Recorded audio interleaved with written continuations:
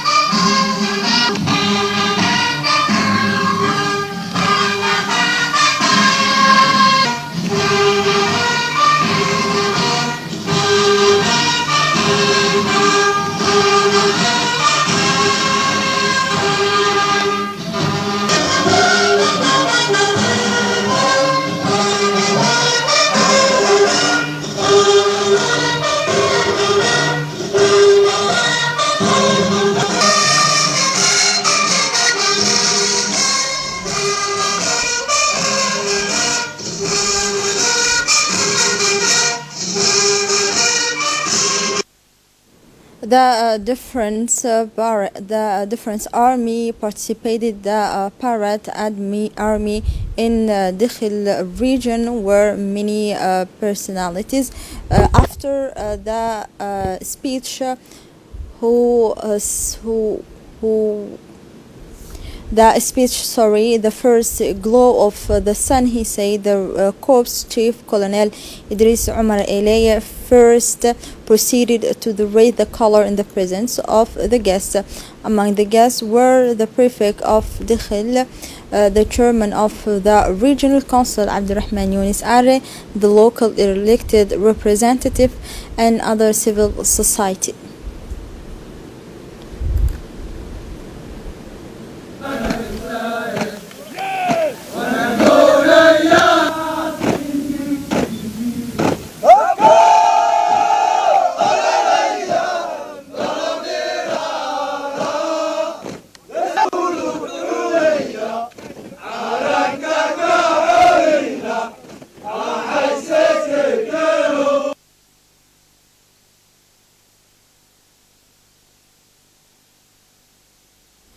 to the commemorations of the army who lost their life.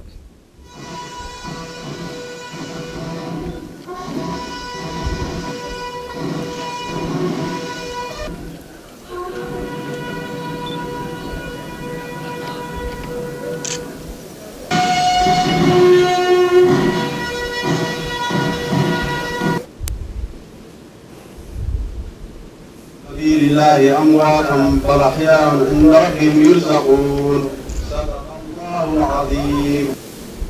And now in Al Sabih region, where the army forces celebrate the 42nd anniversary of commemoration anniversary of the army forces, were many responsible, including the prefect of the region, participated the parade military. These celebrations also the participation of the prefect, Mr. Muhammad Wabiri Asowe, the vice president of the regional council, Mr. Daoud Saeed Gallon, the deputy of the region, Mr. Abdou Sikyadiriya, also local and national elected officials and heads of the local detachment of police and gendarmerie, as well as state officials, personality from all over the prefecture, and many others individuals from civil society. After the passage and the military salute to the soldier of the various corps, the Colonel Abdou Wasir bin Muhammad solemnly read a long speech of the commander of the general staff of the army. Then the military parades began.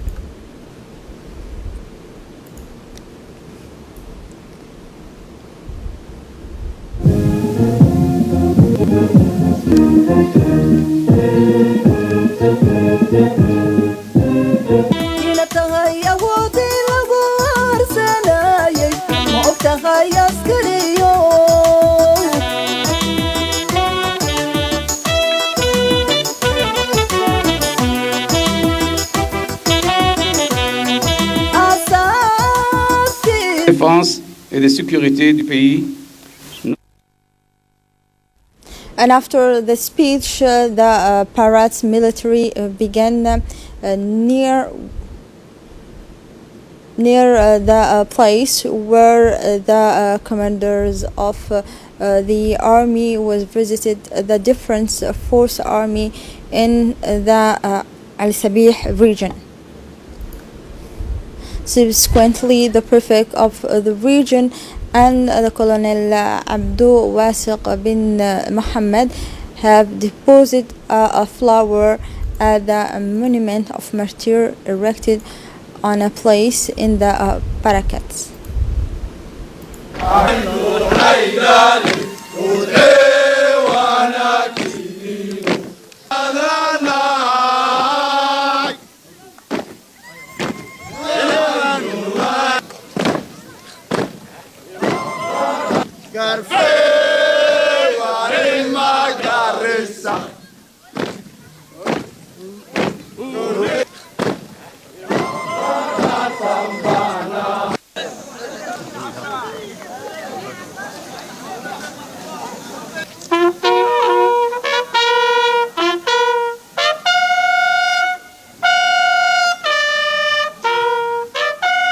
اللهم اجعل قبورهم روضة من رياض الجنة اللهم ارحمنا ولا تفتنا بعدهم وحيكون حساب الشدو وحنكون ودهناي وذاك غرام ورثي كسر ذكرنا في شعبي قبول وين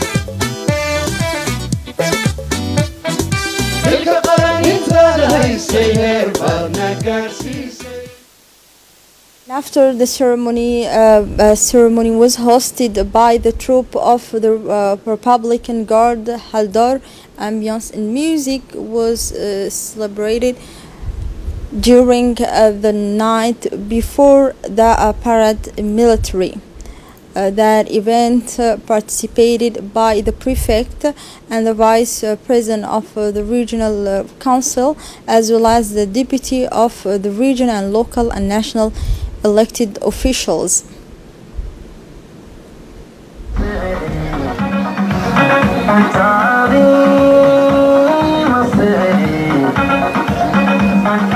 ilaa dhalashadaadi sida awrka dhankan dawata akaranahay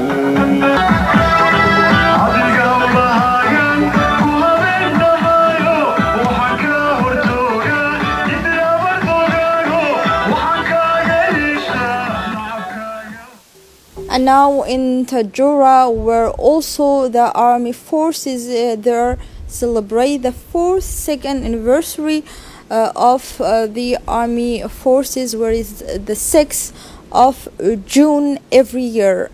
The regiment under the command of Colonel Ali Shehem Dawood celebrate the commemorations of the 42nd anniversary of creation of Djiboutian Army Force, presided by Colonel Ali Shehem Dawood, and so the participations of the political authorities, including prefect and the president of the regional council, Mr. Omar Hussein, and other Highness Ahmed Shehem, and other high personality of the regional and other inhabitants of the region.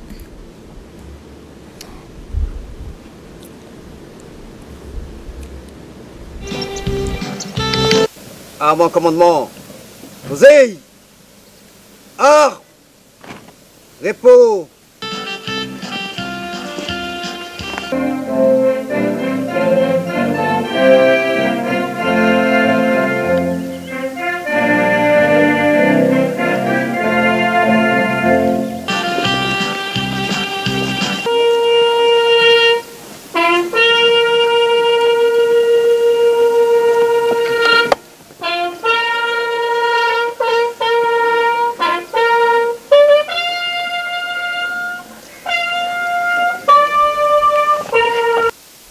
And after that, the parade of military presided by Colonel Ali Shehem delivered the speech which he said that he was happy to take part this event of commemoration of 42nd anniversary. Subsequently, after that, a parade and military were observed.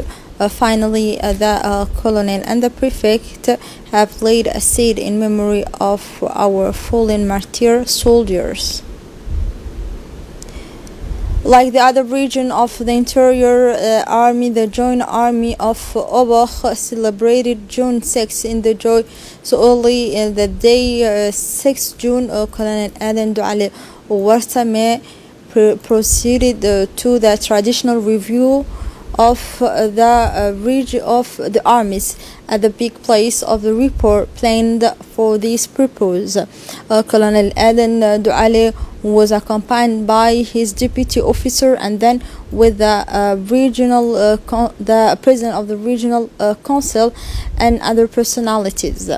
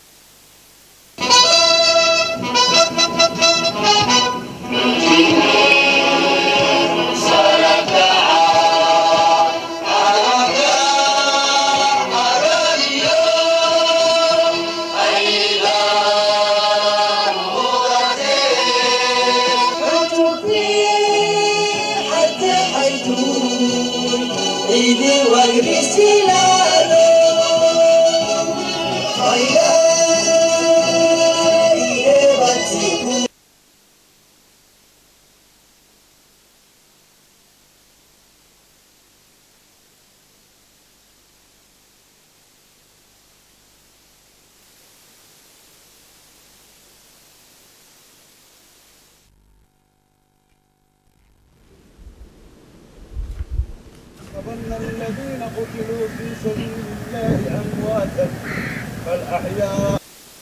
And after that event, the military parades began in the big place where the ceremony was prepared.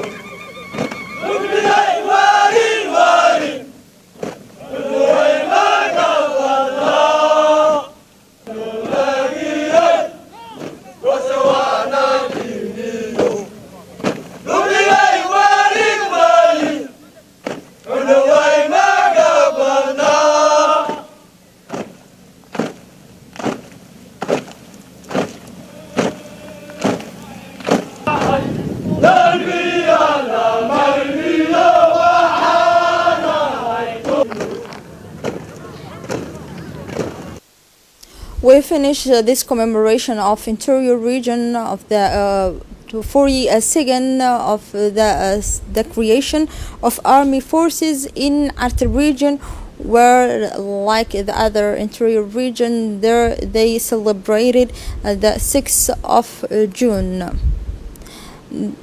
The event was participated by many responsibles such as the prefect of the region of Arta and the president of the regional council.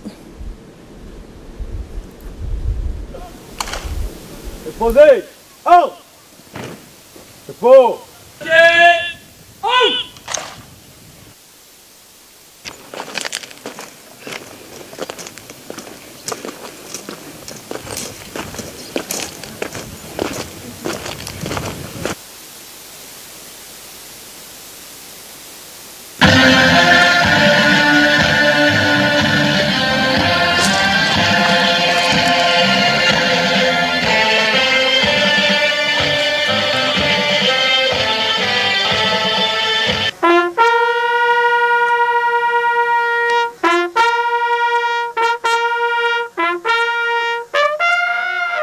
اللهم اغفر لشهدائنا وشهداء المسلمين، اللهم اغفر لهم وارحمهم.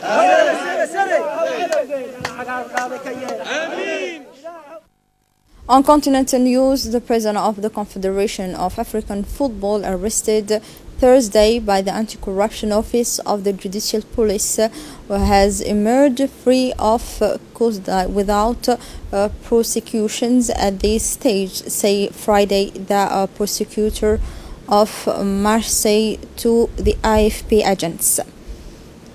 Here we arrive the end of this news edition. Thank you for watching us. Goodbye.